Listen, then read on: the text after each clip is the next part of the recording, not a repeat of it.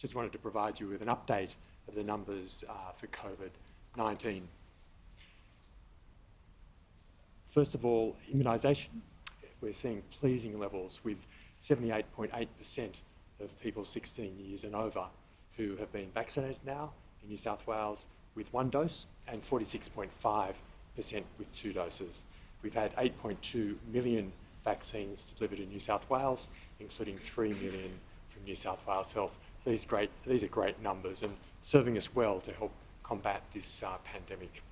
In terms of numbers of cases, there were 1,127 locally acquired cases of COVID reported in the 24 hours to last night in New South Wales. There were 8 overseas acquired cases in the same period and 1 case acquired in Victoria. There were 114,084 COVID tests reported to 8 o'clock last night, compared to the previous day of 137,668.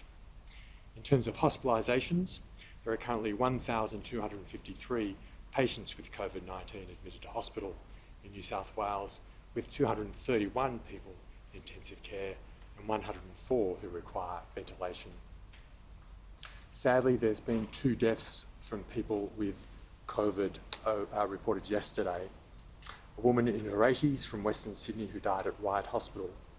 She'd received 1 dose of COVID vaccine and had underlying health conditions. And a man in his 50s from Western Sydney who died at Concord Hospital. He'd received 1 dose of COVID vaccine, but just 3 days before being tested positive for COVID. And he did not have underlying conditions. We extend our sincere sympathies for the loved ones and friends of these 2 people who have sadly died. There have been 186 COVID-related deaths in New South Wales since the 16th of June and 242 since the start of the pandemic. We've had some further sewage detections as part of our ongoing sewage surveillance program in New South Wales, including at Young, where we have no known cases. Young is in the Murrumbidgee Local Health District. There's been no cases reported in Young, so we're just urging everybody in that community or have been in that community to come forward for testing with even the mildest of symptoms. So if there are cases there in the community, we can identify those quickly. Within Sydney, there are cases continue to be primarily at highest rates in Western and Southwestern Sydney, although throughout the Greater Sydney and regions we are seeing cases, of course. But the suburbs with the highest numbers of cases continue to be around Auburn, Greenacre, Bankstown, Liverpool, Merrylands, Punchbowl, Riverwood, Yagoona, Condell Park and St Clair. In terms of regional cases, we're seeing in Western New South Wales, there have been 14 new cases of COVID reported to 8 o'clock last night, bringing the total numbers in the LHD to 992.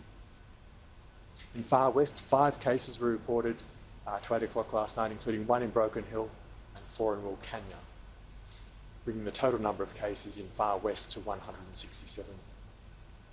In Illawarra, we saw a jump in cases over the weekend, but 17 cases reported for yesterday, bringing the total number of cases there to 412 for the outbreak.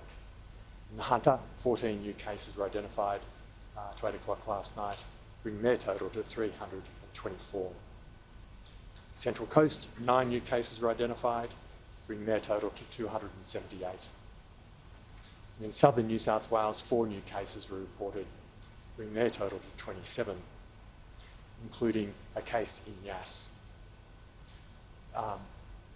Yesterday, an announcement was made that to protect the people in New South Wales from COVID-19, that new restrictions were introduced to the Yass Valley Council from 12:01 a.m. today for 2 weeks.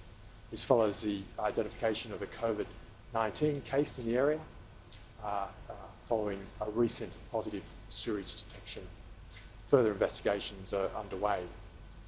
Stay-at-home orders will apply to all people who live in the Yass Valley Council area or have been there on or after the Thursday, the 9th of September.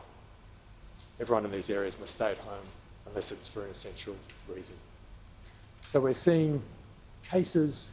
It's too early to know if we're flattening the curve, but we're seeing pleasingly so far that cases haven't been increasing as fast as they have been, but there may be an effect of the weekend. We'll look to see what's happening throughout the rest of this week to know how we're going. But it's really pleasing to see immunisation rates increasing so quickly. Cumberland, which has been a particular hardest hit area in Western New South Wales, has seen a rapid increase in immunisation rates in the last few weeks. And we're thinking that's probably been one of the reasons we have seen in recent days a flattening of the curve there. Now, while it's too early to say, it's certainly very encouraging. I think provides a good message to the rest of us across the state. Immunisation is the key to getting out of this outbreak. So please come forward for immunisation across the state, but particularly in those areas of concern. Very important, get immunised. Tell your family and friends, encourage them to get immunised as well. Thanks very much.